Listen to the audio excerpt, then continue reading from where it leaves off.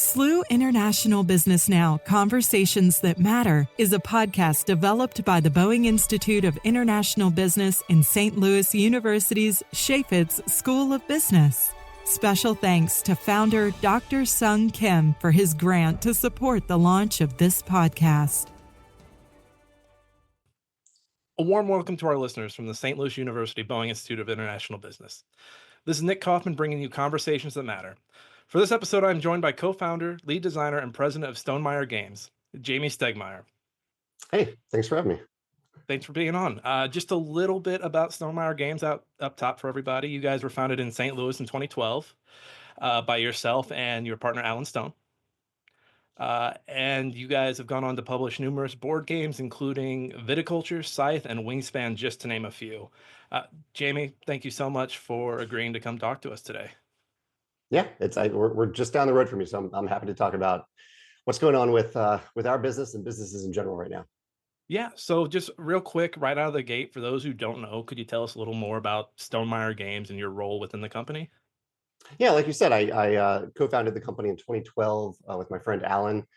We ran a Kickstarter for Viticulture, and for a few years we were kind of a Kickstarter-driven company. We were getting into retail a little bit, but we mostly focused on Kickstarter. Then we ran our last campaign, Scythe, in 2015. It was a big campaign, raised almost $2 million. And then after that, we started to really focus on our relationships with customers beyond Kickstarter, including distributors and retailers and direct consumers. We've grown a lot since then. We had a big hit with Wingspan that changed the shape of the company a lot, and it went from being essentially a one-person company with Alan doing a little bit here and there to an 8-person company. So I have 7 coworkers around the U.S. and independent contractors and companies that we work with around the world, to the point where we are today, which is a company that's around, I think last year we had around 24 million in revenue and tens of thousands of customers, really millions of customers worldwide that we try to serve every day. I did not realize you guys had grown that much in the last, 13 years now? Yeah, 13 years. Yeah. It flies by, doesn't it? It really does. Yeah. And I remember that Scythe Kickstarter. I just remember that hitting the news and just being blown away that this was your goal originally. 2 million for Scythe, or was it somewhere in the million mark? Oh no, I think to make Scythe, the goal that I posted was probably around $40,000. I don't remember the exact amount, which maybe was underestimating a little bit, but yeah, it blew past that goal and it vastly exceeded our expectations. Campaigns have done way better than that one since then, but Scythe has gone on to sell around 500,000 copies worldwide, and they're rolling around. I think we made around 20,000 as a result of that campaign. So it's a all special the game. expansions are Yeah. starting to make sense. I'm starting to piece it together. Well, with the 2 million, the visitors from afar, makes Exactly. it all makes sense. Yeah. So Stonemaier made news back in April. You guys joined a lawsuit against President Trump over his 145% tariff for imported goods from China. Right. Those percentages have since then come down. But could you explain for our listeners why that original tariff percentage was detrimental to board game publishers? Yeah, we'll dig into this. So I guess a brief version of it is many companies like mine, we primarily manufacture in China. And know for those listening, that isn't just about cost. It's mostly, I would say it's even more so about the level of customization that China is equipped to handle. They have built their entire economy around manufacturing little bits and pieces, not just for board games, but particularly for board games in the case of my industry. And they're really good at it. They're really good at making customized components at scale. And then cost does play a little bit of a factor in that too. So we rely heavily on our manufacturer in China. We have a 13-year partnership. You mentioned 13 years. We've worked with that entire time with the same partner in China, and they're wonderful to work with. They treat their employees well, they treat us well, and they make quality games. And so we import around 65% of those games into the US. And now with that 145% tariff, which has changed, we'll talk about that. But with that tariff, that meant that for all the games that I had started to make before the tariff even existed in January, and for games following that, to bring them into the US, to bring that 65% of the games that I sell in the US, to bring them in here, I would have needed to pay around $1.5 million in tariff taxes for 1/4 of our goods for the entire year. So over the course of the year, we were probably looking at over 5 million in additional taxes if that tariff held. And so, and as you alluded to, that tariff has come down. I think I saw before the news yesterday, it was at 30%. Right. Yeah. We should probably date this. We're recording this on May 29th. Who knows what will change over the next week or so. But you're right. It came down to a 30% agreement between the US and China. 30% is way better than 145. It's still not as good as zero, but it is better. And then currently, one of the lawsuits that was filed, it wasn't ours, but one of the lawsuits that filed against the tariffs did get upheld by, I think, the Court of International Trade to say that within 10 days, I think the tariffs have been deemed illegal, and within 10 days, they will hopefully go away. Of course, I think the administration will fight that. It probably will go to the Supreme Court, whether it's our case or one of the other suits against the tariffs. Yeah, I think I just read this morning they were planning to fight that ruling, and Yeah. then the magical date for a deal with China is still July 9th. Again, by the time you're hearing this, that could have all changed a Right. hundred times. So with the tariffs changing constantly in the news, and just the uncertainty of everything in this current moment, what changes are Stonemaier Games implementing during these uncertain times? Well, I want to talk about that in two different ways. Because one, I really do want to highlight the impact of uncertainty on a business like mine. Um, I'm sure you have some people who run businesses who are listening to this. You have some people who are probably students listening to this. Imagine if a student didn't know their tuition day to day. Imagine if their tuition changed day to day. One day they're paying $1,000 in tuition for the semester. The next day they're paying $200,000 for the semester. That chaos, I mean, it's unattainable. Like you probably wouldn't have students enroll if they didn't know what their tuition is day to day. And that's what it's like with the tariffs, especially for a company like mine, where we need to plan ahead 5 to 6 months just for a print run that we're starting tomorrow. And that's for something that we've already fully created and are ready to go to print with. So we plan for years around these products. Uncertainty is devastating for that. So with this amount of certainty that we have right now, right, in fact, specifically right now, we just placed our order for our winter holiday print run, because we do have to plan. This is late May. We're planning ahead for November, December. Um, because of the uncertainty around it, we've gone with a much more modest print run than normal this year. That'll have a big impact on us as a company. And I think we are probably not alone as companies who are taking a more conservative, modest approach to whatever they make for the winter holidays, given that uncertainty, given that we don't know how much we have to pay to get those goods into the US. And so I think we'll see the economic impacts in a pretty big way this winter during the holiday season. So, to folks who see these tariffs and see that they're being applied to China, and someone from outside of the industry may say, well, why not make these in the country, or why not make these with another country? What Are there any roadblocks to changing that distribution? Yeah, I alluded to this a little bit in what I said earlier about the amount of what China has gotten really good at, which is manufacturing all these little bits and pieces that we put into our games. The games that we make, you've seen them. You've seen Scythe, you've seen Wingspan. These aren't games that are just a few dozen cards in a box. Right. That type of game we can make in the US, and we can make it, even though it would be, even for that type of game, it would be more expensive to make in the US. I would estimate around 3 times more expensive to make in the US. You can do it. You would have to use fairly standard templates for the sizes of the cards, the size of the box. Um, it's a it's a simpler type of game that you can make here, which isn't necessarily a bad thing. There are games that I love that are simple card-driven games that I really enjoy. But I like having the creative freedom to make stuff like Scythe or like Wingspan with custom egg tokens, custom miniatures, things like that. Different box sizes, we use different textures for our rule books now because it's nice to leaf through a rule book that feels good when you touch it. That level of customization is a lot of fun. And we live in a worldwide economy where it's okay to go to different countries and work with other countries and different partners to make different things.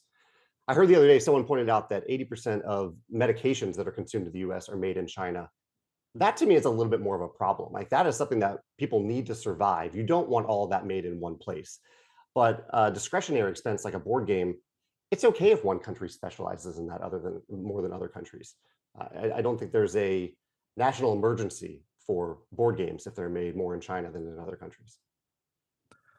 I want to go back to the changes being implemented to games. You kind of touched on it a little bit with the card stocks, and if Yeah. if we wanted to make games here, they'd be a little more simpler. Do you already Yeah. see game design trends starting to change as things start to get more uncertain? Like, are there less wooden pieces? Are there less metal coins? What do you see already uh, as we head into, I guess, the second month post tariff news? Yeah, it's a great question. it's too fast, I think, for any game to be published as a result of those tariffs. But I certainly have seen some trends in games that are submitted to us. I designed some of the games that we publish, but a lot of them now are designed by other designers, and I work with those designers. So we are seeing some changes in the submissions. And when it was 145, and it seemed like that was what it was going to be and not change, even I started to think about what types of games that I could get excited about making if it were just a simpler card game. Um, like Magic the Gathering, one of the most popular tabletop games in the world, is essentially just packs of cards. They make that in the US. So I think we will see a little bit more of that, and maybe companies hedging a little bit and maybe making a simpler game next to a more complex game, and hoping that both work out and with making them in different places. But I don't know. It's somewhat creatively stifling to have my country tell me the type of game that I can make affordably, opposed to giving me the freedom of choosing the type of game that I want to make and pursuing that. Do you foresee a push into digital first over the hard copies? Do you see, like, let's say it were 2015 right now, would you be putting out a digital Scythe and then promising later on, like, hey, we're gonna get real Scythe, but not yet? I wish it were that simple, and maybe someday in the future it will be more streamlined like that. But typically, the digital versions of our games take a few years to program. We outsource that to companies that specialize in it, and it still takes them a couple of years to do it. So we would see pretty extreme delays if we pursued that strategy. Um, and the revenue is significantly lower on our digital games. I think, I mentioned around 24 million in revenue last year. I think around 1 million of that was from digital games. Um, and that's largely driven by Wingspan Digital being a very successful game. I might even be overestimating there a little bit, but also you've played games on the computer and the tabletop. There's a pretty big difference between the two. I love playing digital games, but it's just a different experience to sit around the table with your friends and to turn off those screens and have that experience. And I think that's why tabletop games have persisted. I think the two can complement each other and coexist with each other. But I wouldn't want digital games to replace tabletop games. I fully agree. I Yeah, remember 2020. I remember going fully digital with yeah, everything, and then coming back to the real thing. I was like, oh, this is so much better. yeah, yeah. That's a good comparison. Another side effect you see with this administration is you see a lot less people, traveling internationally for conferences or for conventions. Is Do you see that being an issue moving forward? Because I mean, that's where you guys get the word of mouth out. That's where people come and play your game before it's even out. But do you see any issues with Yeah. that moving forward as well? Yeah, that's a great question that actually I have not heard many people talk about, but I think I think that will be an issue. Like Gen Con. Gen Con is the biggest convention in the US, at least. There are many other conventions where you just go and play games for a few days, like Geekwood of the West here in St. Louis. But Gen Con is a giant convention.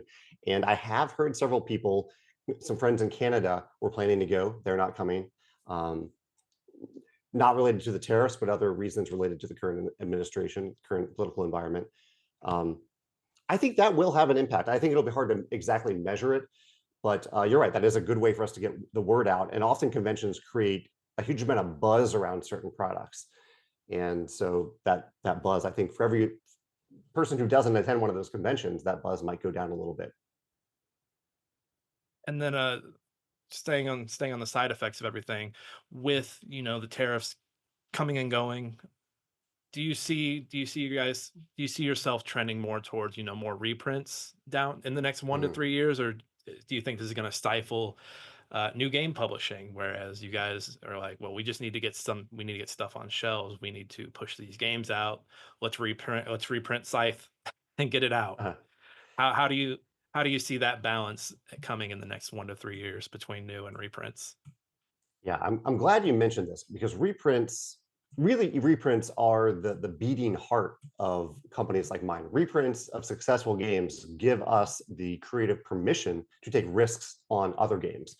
Um, so I would say it's slightly different than you phrased there, but right on the right track where we can confidently reprint a few 100,000 copies of Wingspan every year. We're making another 100,000 copies of Wormspan. Scythe, we typically make, I think it's around 25,000 copies every year. Viticulture, we still make around 10,000 copies every year. We can rely on that, and it's very easy to hit reprint on those games. It takes a lot more energy to create a new game and a lot more risk. We don't know if that game will take off. So the problem with reprints, like I mentioned, one, we're reprinting more modestly for the winter holidays. That's part of it.